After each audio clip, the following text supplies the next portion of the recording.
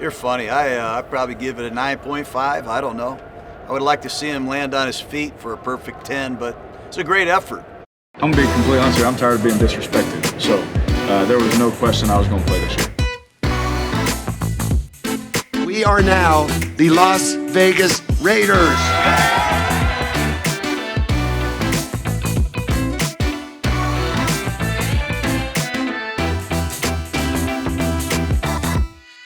The Raiders are on a win streak. Welcome in, everyone. Cassie Soto here for Vegas Nation Blitz. The Raiders are now 5-3 on the season after a thrilling last-second victory over the Chargers on Sunday. Our very own Vinny Bonsignor was there. Vinny, did you know it was an incomplete pass right away? Did you have to wait for the replay? Take us through the final seconds of this game, please.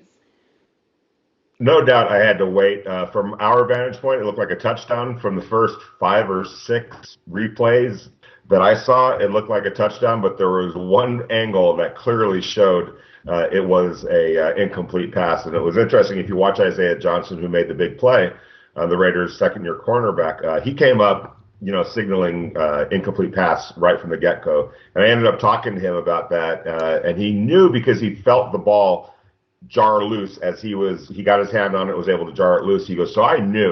It was just a matter really of that correct angle popping up on the TV screens, and give the referees and the officials crew back in New York a lot of credit for sticking with it and doing their due diligence and getting that one frame and angle that told the real story.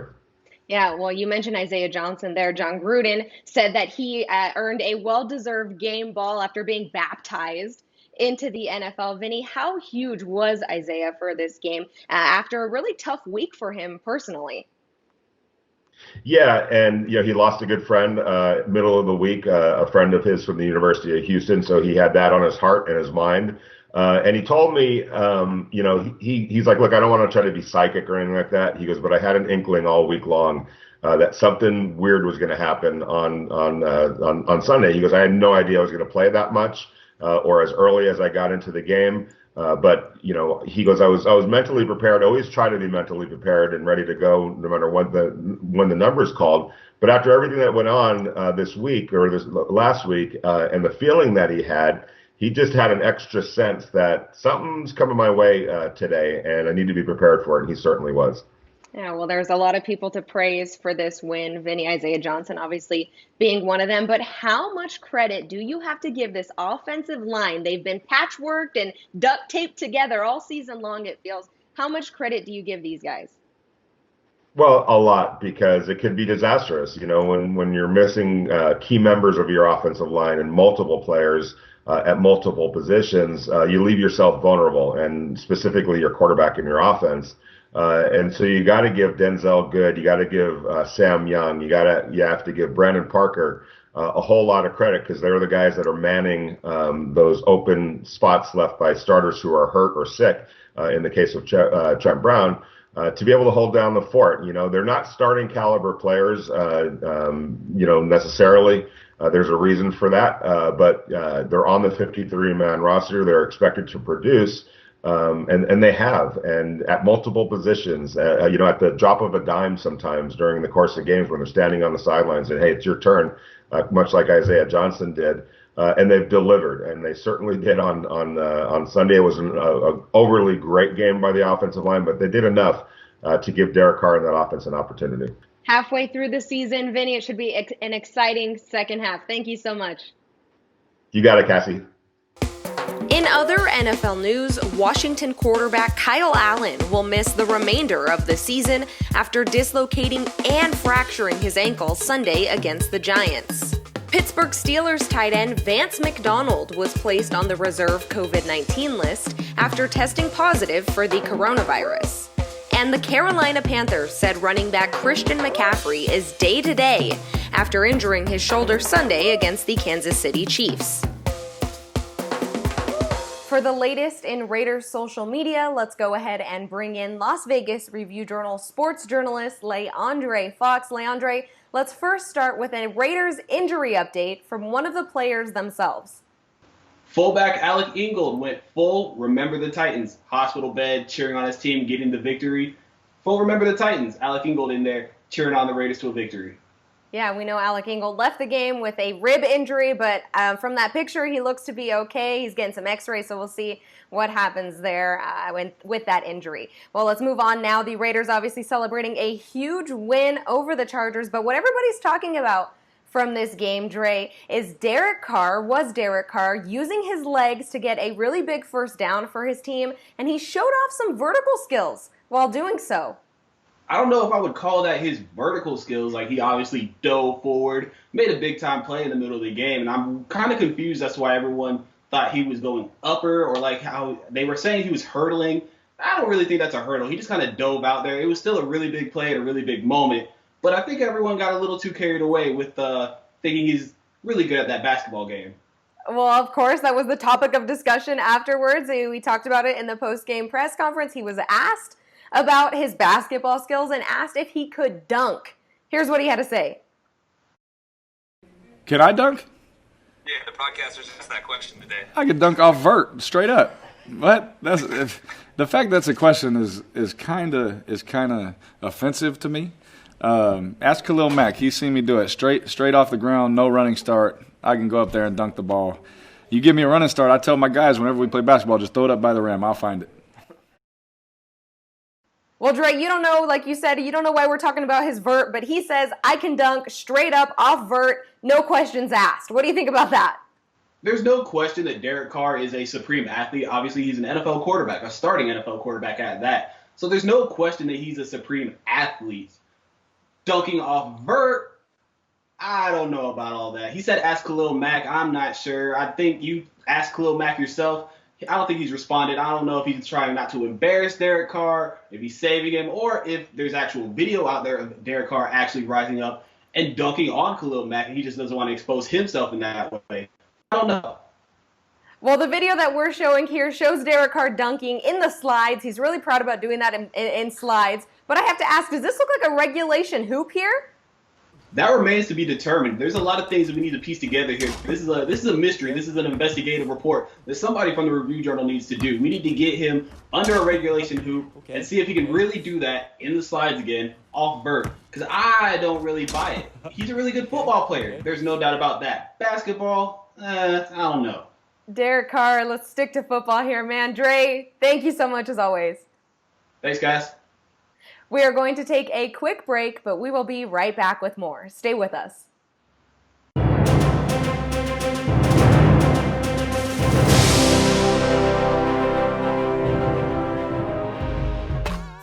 Which team have the Raiders beaten 65 times in the regular season? A, the Buffalo Bills, B, the Denver Broncos, C, the Kansas City Chiefs, or D, the Los Angeles Chargers? Stay on the winning page with Fan Fave Las Vegas Review Journal to receive Vegas Nation content, plus breaking news, local entertainment, and lifestyle coverage. For only 99 cents a week, you'll get home delivery plus unlimited access to LVRJ.com. However you like it, whenever you like it. Award-winning content, all at your fingertips. Subscribe today at mylvrj.com/superfan. Our Vegas Nation podcast keep you up to date with all things Raiders. Get your week going with First and 10 on Mondays featuring Sam Gordon and Vinny Bonsignor. Who can count on to make a big play when you need one? Wednesdays, Heidi Fang brings you in-depth interviews with Raiders players and personalities. You know it's a great challenge. On Fridays, get your dose of Raiders talk and musings from Ed Graney and Adam Hill with unsportsmanlike conduct. Should there be any discipline? No. People are going to get it, and that's fine. Vegas Nation. Fast takes, smart coverage. The Raiders are officially at the halfway point of their season, and they've come away with some wins that not very many people thought they would get. One of those people being our very own sports columnist, Ed Graney. Ed, you haven't picked so hot this season so far, but the Raiders are indeed 5-3 so far on the season. How would you assess them at this halfway point? Well, I assess me as Eddie the Mush because I cannot pick a game to save my life. I'm 2-6 picking the Raiders, and they are 5-3, so they're doing much better than I thought they would. I don't know if thought they'd be 2-6, Cassie, but I don't know after 8 if I thought 5-3. I thought best case 4-4. Even at 3-5, given how the schedule comes into the second half, I thought they'd still kind of be in that mode to be in it. But yeah, 5-3 after 8 is really, really good for them. And now they get to face a second half schedule, which won't be easy. It never is in the NFL, but they won't have, I don't think, the level of teams completely that they did in the first half. Yeah, well, since we're doing some analysis here, let's go ahead and hone in on Raiders quarterback Derek Carr. This is a guy who some people at the start of the season weren't even sure if he should be on this team anymore, leading this silver and black team. Now we're seeing him throw deep balls. He's using his legs a whole lot more. He's jumping over guys. He's diving in the air. Yeah. How would you rate Derek Carr now from the start of the season to where we are now? I thought you were going to ask me to rate his vertical, which is actually pretty good for an athlete. Yeah, look, what did we say before the season? If they won and they went to the playoffs, smooth sailing ahead, I thought they would keep him and go forward and go into a fourth year at John Gruden's office next year. Well, they're on track to do that right now. We'll see how it ends up. You got to remember, last year they were 6-4 and they ended up 7-9. So you don't know what's going to happen in the second half. But if they continue this trajectory of having a good year and getting the playoffs, I assume with everything that he'll be back. That's what this year is about. To prove they could get back to the playoffs with him leading them in year 3 of the John Gruden offense. And so far, so good for Derek Carr and the Raiders as a whole. Well, the Raiders were, in fact, able to secure a win over the Chargers on Sunday. But I have to ask you here, do you think that John Gruden put a little too much faith in his defense in the final seconds of this one? Yeah, it worked out. I think he would have gone, or he should have gone for 4th and 2 on the 42 of the Chargers to open the fourth quarter. That he punted away. Chargers came back and scored right away. Then you have a 4th and 2 in the 13. I get kicking the field goal there in the end, Cassie, because it gives you a 5-point margin, which means the Chargers, who normally charger themselves into losses, had to score a touchdown to win. They almost did. So he definitely put the fate of their game in the defense's hands, which is a little, as I wrote, illogical, only because how poorly the defense has played for most of the year. But it worked out for them, and they're 5-3. And I think anytime, look, they're 4-1 on the road. It's hard to win a game in the NFL on the road, and they're 4-1. So they're doing something right, no matter how it happens, no matter what happens in the end to get them there. 4-1 on the road is really good for a first half of a season. Yeah, for sure. Well, we know, Ed, we mentioned it right off the top. You've been wrong on some of your predictions here, but I'm going to ask it anyways. Most of the predictions.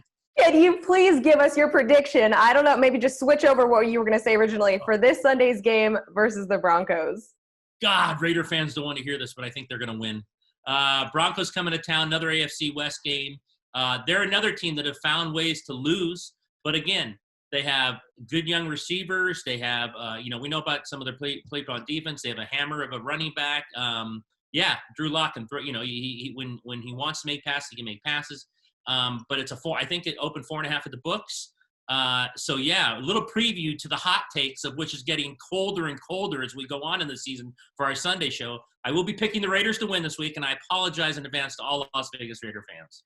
Some freezing cold takes coming from Ed Grady. Cold takes coming on Sunday. Well, final one for you here, Ed. I can't let you leave without getting your comparison here. You've been now to both Allegiant Stadium and SoFi Stadium. Give me your freezing cold take here. Who wins this one? Okay, so it's apples to oranges, so I won't even compare. That's what SoFi is. What $2 billion extra gets you. One of the best stadiums. I'm going to say the new one's by far the best one I've ever been in. Just gorgeous stadium. And you know what the funny thing is? It was $5 billion, and you'd think it was over the top, but somehow they did it, and it wasn't over the top. It was just almost perfect. Incredible stadium. So I'm not going to compare it to Allegiant, which I think is wonderful. Actually, you know what? I like the outside of Allegiant better. I think it's a cooler look with Allegiant. Inside, though, it's unfair to compare SoFi to anyone else at this point. They spent so much money on it, and it all paid off. It's an incredible stadium. All right. Well, that's a hot take there from Ed Graney. Ed. Thank you so much, as always. Starbucks this morning, kid. The peppermint, the Christmas glasses are back. We're very excited. We'll get your lukewarm takes on Sunday, Ed. Thank you. See you, Cassie. Once again, that was Las Vegas Review-Journal sports columnist Ed Graney. You can always count on him for a good laugh. We are going to take a quick break. We will be right back. The answer is D, Los Angeles Chargers. With Sunday's victory, the Raiders now have more wins against the Chargers than any other NFL team.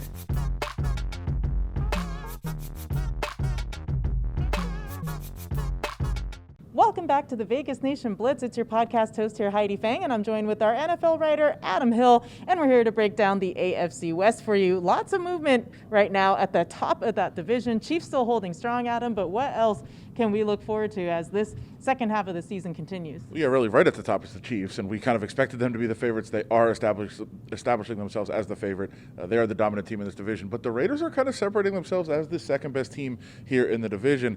The Chargers, a lot of people expected a lot of things from them, and we're seeing a lot of positive signs out of Justin Herbert in that offense. They just can't put it all together and get those wins. The Broncos, a lot of fight out of the Broncos as they played down in Atlanta last week, but they just it was too little too late for them. So it's the Raiders and the Chiefs at the top of that division. The Raiders are trying to chase them down. They have that win. They get another shot at them in a few weeks. But really, it's a two-team race right now, and we know the Chiefs are the big favorite, but the Raiders are hanging around.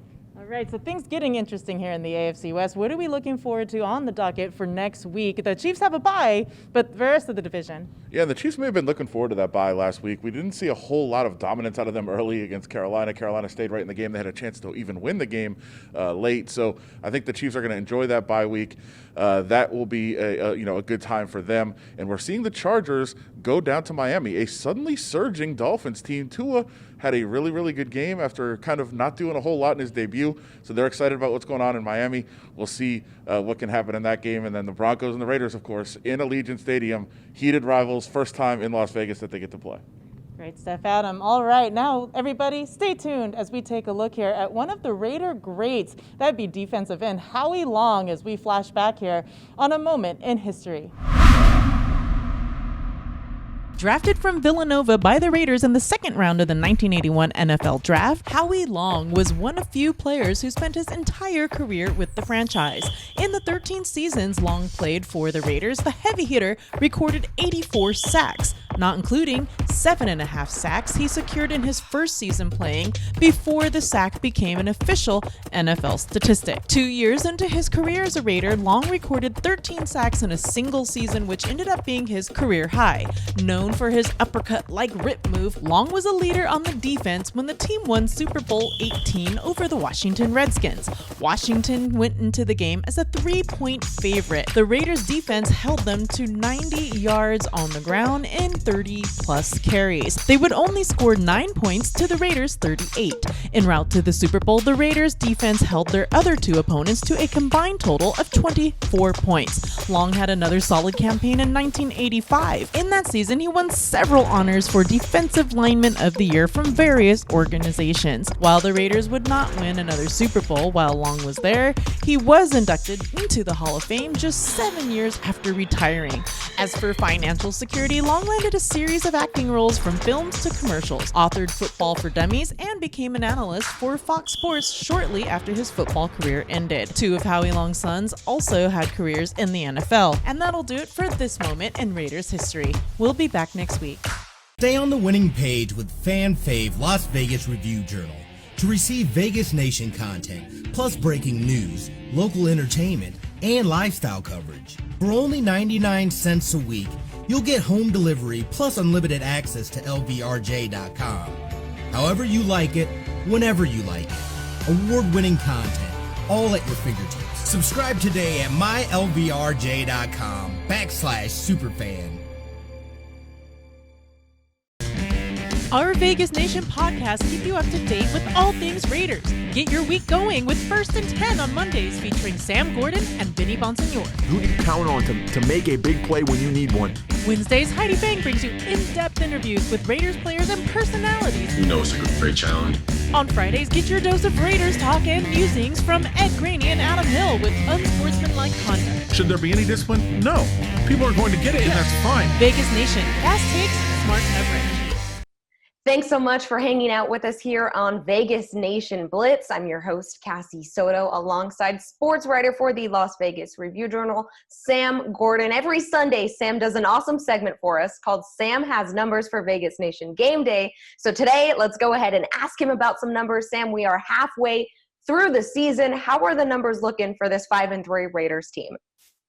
Good, Cassie. I think specifically, we know about the defensive struggles that the team has had this year that starting to turn around a little bit, but I want to focus on the offense today. Specifically, quarterback Derek Carr, right? Any conversation about the 5-3 start has to begin and end with him, and he is having a career season through 8 games. He has 2,002 passing yards, 16 touchdowns, 2 interceptions. The 2 interceptions tied for second fewest in the NFL. His passer rating of 110 is far and away a career high. His completion percentage of 69.8 is the second best mark of his career.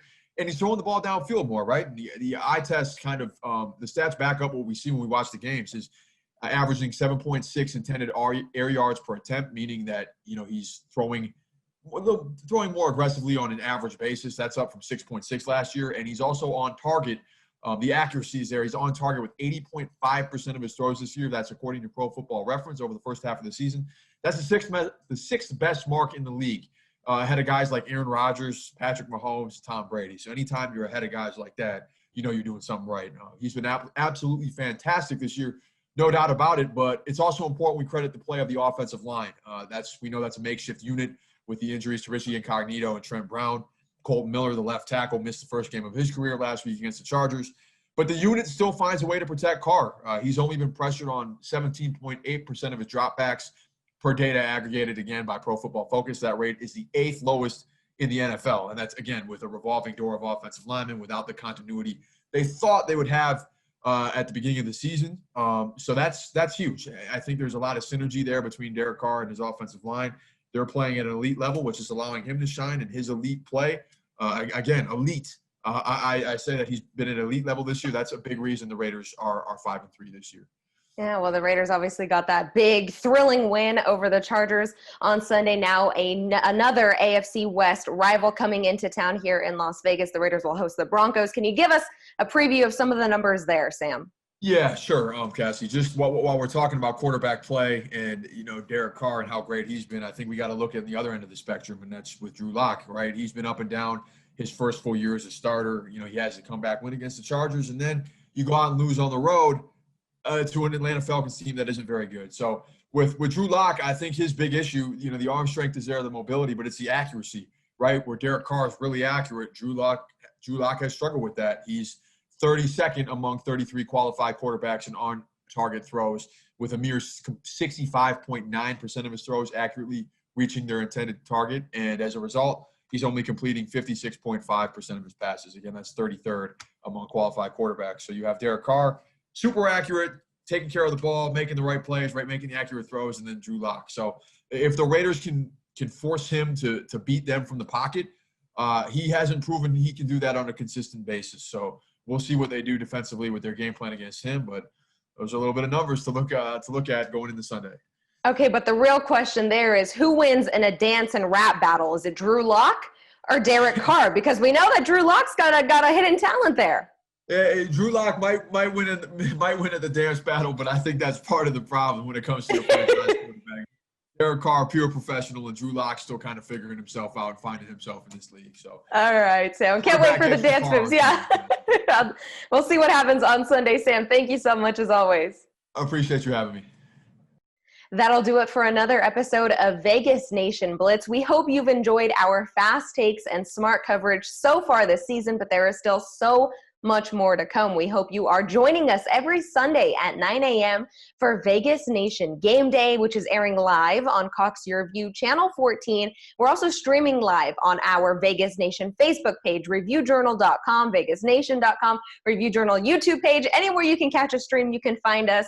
Vegas Nation Game Day every Sunday at 9 a.m. For our Vegas Nation crew, I'm Cassie Soto. We'll see you next time.